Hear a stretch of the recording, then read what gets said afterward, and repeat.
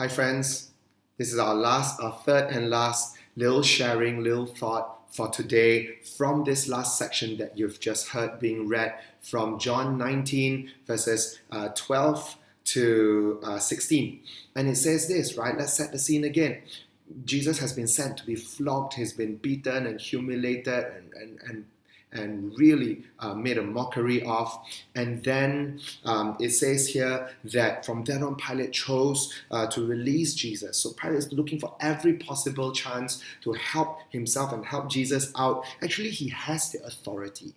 But he sees this rebel, this whole huge group of Jewish leaders inciting almost like a huge uprising, civil unrest, and he's afraid. He doesn't want that to happen at the same time, right? And so it says here, when Pilate heard everyone, they say to him, if you release this man, you are not Caesar's friend.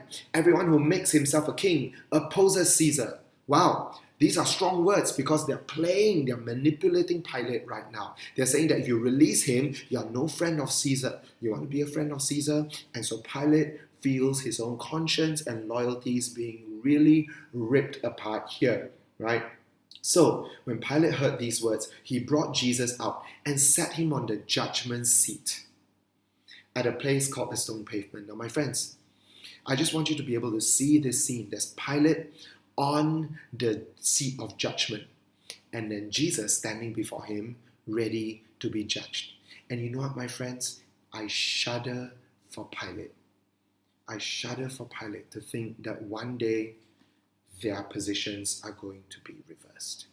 And Jesus will sit on the seat of judgment.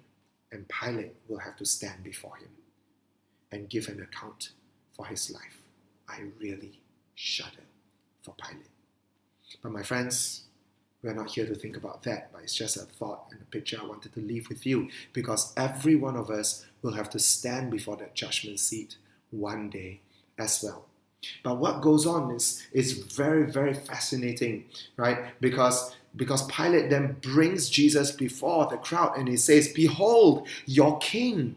And the crowd cry out the most unimaginable thing possible. They cry out, away with him, crucify him. Pilate says, shall I crucify your king? And the chief priest answers, saying, we have no king but Caesar.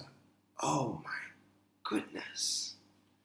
My friends, these are Pharisees. The Pharisees were known for the waiting and longing and anticipation of the Davidic king to come. The Pharisees were strict about that, more even than the Sadducees, right? More even than the people out on the streets on a daily basis. These were the guys who were supposed to have been waiting for the king to come from the family of David. And push comes to shove, we see what these people are really made of. When the chips were all down for them and it was like all in for them, you know what comes up from their mouth? We have no king but Caesar. My friends, these are serious and damning, horrific words for them to have said. But my friends, same level, same idea, maybe different level. How many of us on a day-to-day basis live as if we have no king but Caesar? You know what Caesar represents, right? Earthly power, riches, wealth, dominion on the land, control over people, and all the worldliness, all the worldly success that you can think of. All of that represented by Caesar, the king, emperor of the day. So, my friends, we can shudder for Pilate when he stands with Jesus at the judgment seat that way. We can shudder for the Jewish leaders when they say, we have no king but Caesar. God forbid. But my friends, do you live as if you are a subject in the kingdom of Jesus? Do you live day by day? Do you act as if Jesus is your daily king? Or do we live as if the world is our king, as if Caesar is our king? This is not to condemn. My friends, this is for us to reflect. And if there is any way in your life in which worldliness has crept in and some counterfeit king has dislodged Jesus in part in your heart, my friends, tonight is a time to dethrone it. So, my friends, here we are. Continue in your small groups. And it's done for me for right now. But my friends, I want to say thank you.